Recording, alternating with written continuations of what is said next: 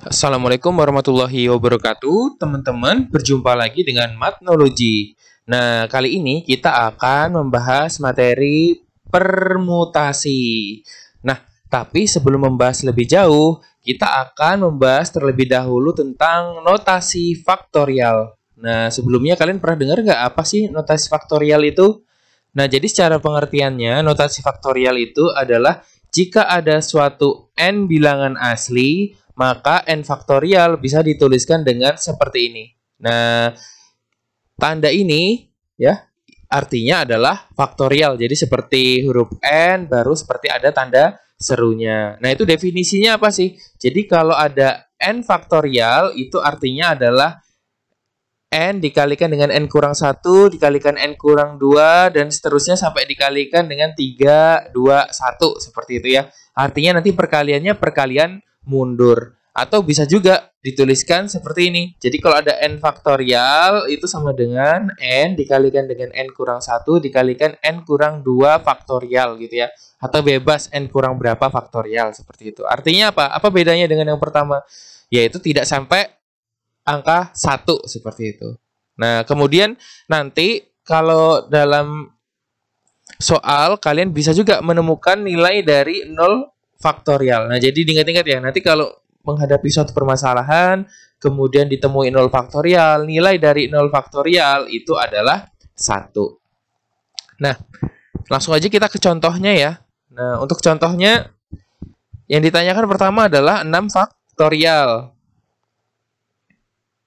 Nah, 6 faktorial. Maka kalau 6 faktorial itu dapat kita tuliskan sama aja artinya seperti 6 dikalikan 5 dikalikan 4 dikalikan 3 dikalikan 2 dikalikan 1. Nah, jadi kalau 6 faktorial itu perkalian mundur sampai 1 seperti itu. Berapa ini semuanya kalau dikalikan? Nah, nilainya adalah 720. Nah, kemudian kalau ada 4 faktorial. Nah, kalau 4 faktorial artinya apa? Artinya adalah 4 dikalikan 3, dikalikan 2, dikalikan dengan 1. Nah, berapa nilainya? Nilainya adalah 24. Nah, kemudian coba kita tuliskan faktorial tapi dalam bentuk yang kedua seperti ini. Nah, oke, ini sama-sama 6 faktorial ya untuk contoh soal yang ketiga. Tapi kita akan tuliskan dalam bentuk yang kedua seperti ini, yaitu tidak sampai 1 gitu penulisannya. Sehingga kalau ada 6 faktorial, itu sama aja dapat kita tuliskan menjadi 6 kali 5 dikalikan 4 faktorial. Ini contohnya berhentinya sampai 4 faktorial. Tapi sebenarnya nanti ya bebas kalian mau sampai berapa. Mau berhentinya sampai 5 faktorial boleh, sampai 3 faktorial boleh, seperti itu. Manfaatnya buat apa? Manfaatnya untuk nanti mengerjakan seperti contoh soal yang nomor 4. Nah, jadi kalau ada 6 faktorial dibagi 4 faktorial, nanti dapat kita tuliskan seperti ini. Kita lihat nih, antara 6 sama 4, lebih besar yang mana? Lebih besar yang 6 ya. Nah, kemudian kita lihat yang lebih kecil adalah yang 4 faktorial. Maka nanti kita dapat menuliskannya berhentinya 6 itu nanti sampai angka 4. Sehingga dapat kita tuliskan penjabarannya menjadi 6 kali 5 dikalikan 4 faktorial. Ngikutin tadi angka terkecil ya. Dibagi 4 faktorial.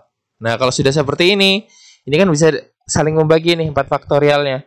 Nah, sehingga tinggal 6 kali 5. 6 kali 5 adalah 30. Nah, ini adalah pengenalan awal faktorial sebelum kita melanjutkan materi tentang permutasi. Nah, oke. Sekarang kita akan lihat pengertian dari permutasi. Apa sih sebenarnya permutasi itu? Nah, jadi permutasi itu adalah proses pencacahan yang memperhatikan urutan atau formasi. Nah, proses pencacahan itu gimana? Nah, sederhananya kalau proses pencacahan itu bagaimana kita menyusun sesuatu, tapi kita memperhatikan urutan sesuatu tersebut. Nah, untuk lebih memahaminya, kalian perhatikan dari ilustrasi berikut. Nah, pada ilustrasi ini, bagaimana cara kita menyusun dua orang. Ini sama-sama ada Valentino Rossi, ada sama-sama Marc Marquez ya.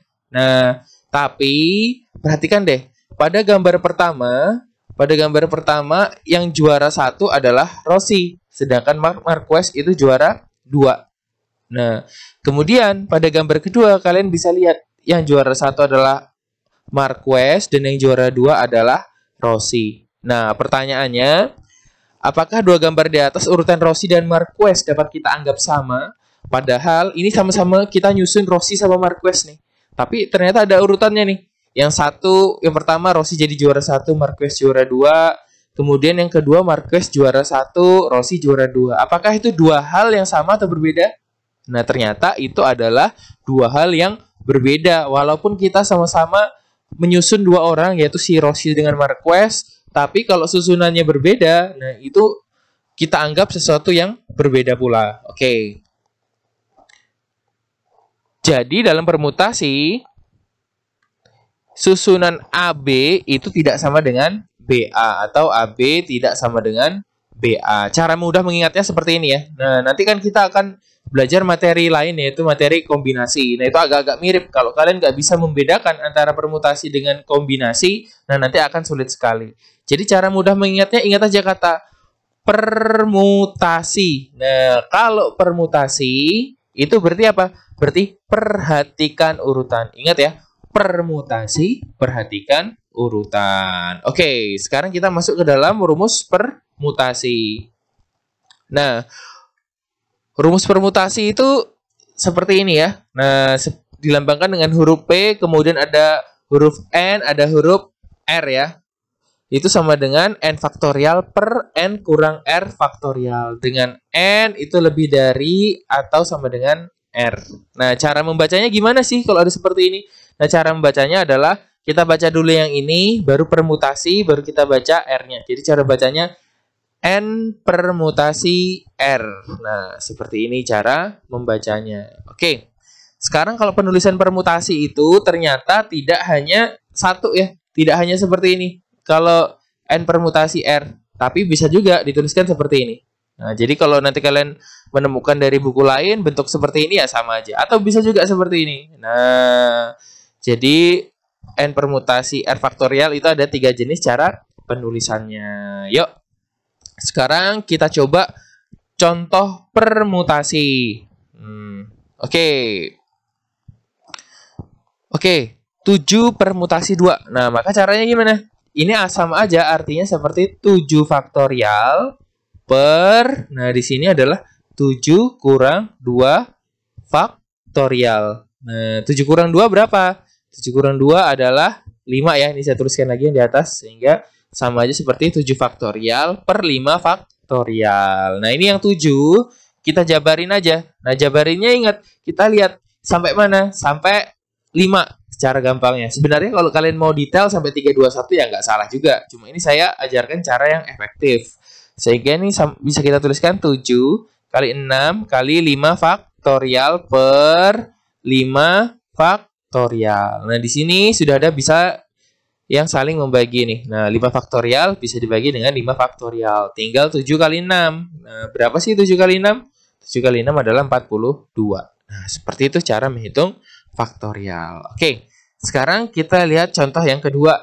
Nah, contoh yang kedua, 6 permutasi 3 ya. Nah, 6 permutasi 3 artinya apa? Artinya adalah 6 faktorial per 6 kurang 3 faktorial. Nah, oke.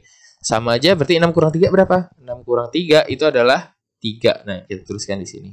Nah, ini nanti 6-nya kita jabarin dan kita stop sampai 3 ya.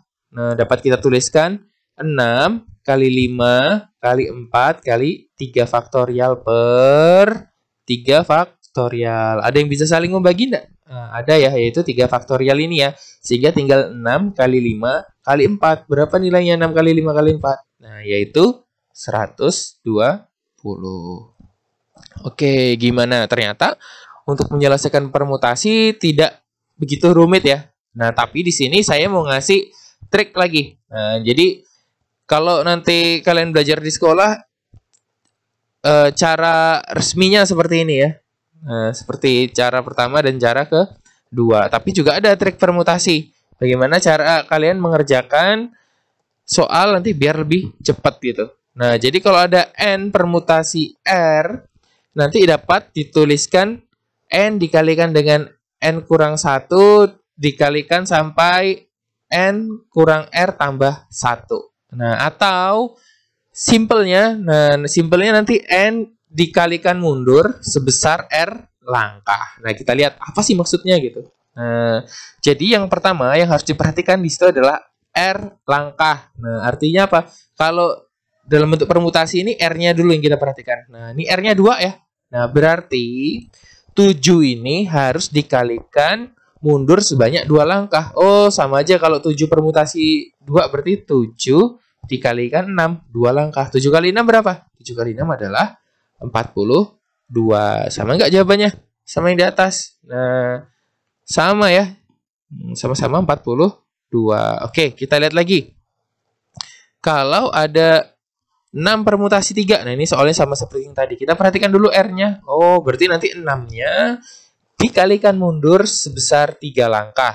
Nah, berarti 6 langkah pertama, 5 langkah kedua, 4 langkah ketiga. 6 kali 5 30, 30 kali 4 adalah 120. Sama kan dengan yang sebelumnya? Nah, sama. Nah, jadi nanti kalian kalau ngerjakan soal esai ya, kerjakan dengan cara yang di atas ya. Kemudian tapi kalau kalian kerjakan pilihan ganda ya baiknya kalian kerjakan seperti yang di bawah. Karena apa? Karena lebih cepat nanti cara ngerjakannya. Nah, oke. Sampai di sini dulu materi untuk permutasi. Untuk contoh-contoh soal kalian dapat melihatnya di link deskripsi di bawah. Sampai ketemu lagi, tetap sehat, tetap semangat. Wassalamualaikum warahmatullahi wabarakatuh.